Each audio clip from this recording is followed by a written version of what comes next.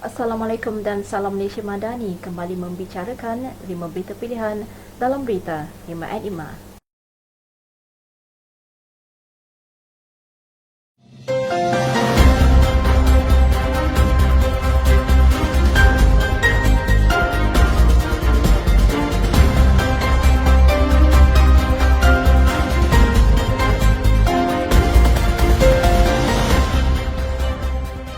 Malaysia tidak akan berhenti mempengaruhi negara-negara lain dalam menyokong perjuangan Palestin dan mengutuk dengan sekeras-kerasnya kekejaman rejim Zionis, kata Menteri Luar Datuk Seri Dr. Zamri Abdul Kadir. Beliau berkata Malaysia mengambil pendekatan dengan tegas pendirian negara dalam isu tersebut. Malaysia akan meneruskan usaha mempengaruhi negara-negara Pertubuhan Kerjasama Islam OIC, kumpulan 77 negara G77 dan negara-negara berkecuali 6 untuk membantu rakyat Palestin di Gaza. Beliau menegaskan libat urus berkenaan isu Palestin perlu diteruskan dan Malaysia mempunyai kuasa mempengaruhi negara seperti Amerika Syarikat, Kesatuan Eropah dan juga negara Amerika Latin. Mengulas mengenai pertemuan antara Perdana Menteri Datuk Seri Anwar Ibrahim dan Perdana Menteri Belanda Mark Rutte di Putrajaya pada Rabu lalu, Malaysia telah menyatakan dengan tegas pendiriannya dalam isu Palestin dan Belanda turut menghormati pendirian itu. Terdahulu, Kerajaan Amerika Syarikat telah menghantar 3 demarch iaitu tata tindak kepada Malaysia agar tidak meneruskan pendirian terutama keengganan negara untuk menganggap Hamas sebagai badan pengganas.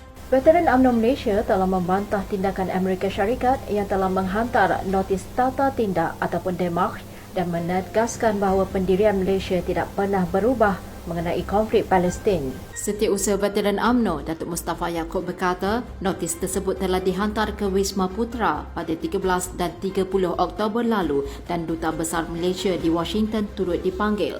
Veteran UMNO Malaysia berkata, notis tata tindak ataupun demarch tersebut dihantar kepada Malaysia di atas keengganan Malaysia untuk mengesahkan Hamas sebagai pengganas. Menurut beliau, Amerika Syarikat jelas cuba menunjukkan kuasa dengan melakukan campur tangan terhadap negara lain yang merdeka dan berdaulat. Jelasnya Amerika Syarikat tahu pendirian Malaysia, justru tindakan menghantar notis tersebut adalah sebagai usaha mengugut Malaysia. Tindakan tersebut adalah tidak beretika oleh sebuah negara besar kepada negara kecil demi semata-mata menjaga kepentingan sekutunya. Kementerian Luar Negeri bersama agensi berkaitan sentiasa komited dalam memberikan perhatian khusus terhadap keselamatan kawasan perairan negara Malaysia. Menteri Luar Negeri Datuk Seri Dr. Zamri Abdul Kadir berkata, Kerajaan Malaysia melalui agensi berkaitan sentiasa mengawasi dan memantau perairan negara untuk memastikan tidak dicerobohi oleh agensi penguatkuasa asing di samping melindungi kepentingan nelayan Malaysia. Pelbagai tindakan telah diambil termasuk rondaan, pengawasan dan penguatkuasaan untuk memastikan hak kedaulatan dan kepentingan negara sentiasa terpelihara. Mengulas lanjut berkenaan pertindihan kawasan perairan, beliau memaklumkan bahawa negara Malaysia dan Indonesia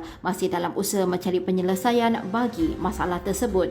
Menyentuh mengenai nasib para nelayan, beliau berharap agar nelayan Malaysia dapat bekerjasama dengan pihak TLDM untuk meletakkan alat penggera di bot masing-masing agar dapat diterima pakai ketika berlaku sebarang kecemasan.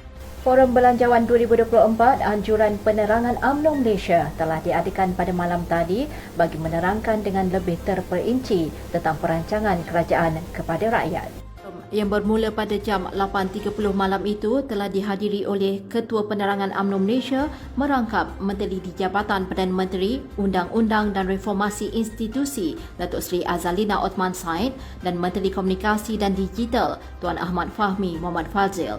Berlangsung di Dewan Tun Hussein On, Pusat Dagangan Dunia Kuala Lumpur, telah disertai oleh Timbalan Menteri Kewangan 1 Datuk Seri Ahmad Maslan dan Timbalan Menteri Kewangan 2 Stephen Sim Chee Kiong.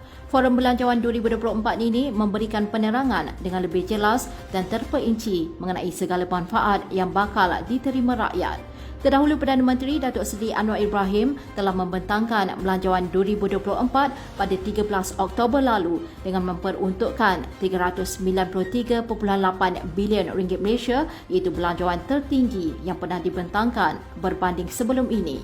Dilaporkan daripada jumlah tersebut, RM303.8 bilion Malaysia adalah untuk belanja mengurus, RM90 bilion Malaysia untuk belanja pembangunan dan RM2 bilion Malaysia simpanan luar jangka. Komuniti media madani diwujudkan bagi membolehkan para jentera menyalurkan maklumat sahih kepada rakyat di samping menangkis segala fitnah yang wujud di media sosial.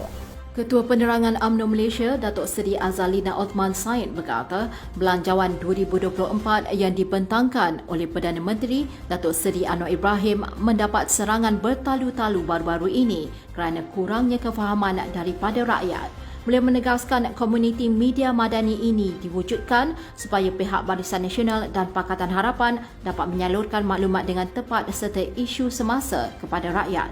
Beliau berkata Forum Penerangan Belanjawan 2024 adalah permulaan di mana dua orang timbalan Menteri Kewangan akan menjelaskannya secara terperinci. Sekian dari saya Kaslinda Abdul Kadir. Jangan lupa temu janji kita Isnin hingga Jumaat jam 5 petang, 5 berita pilihan hanya di Berita 5 at 5. Assalamualaikum dan salam Malaysia Madani.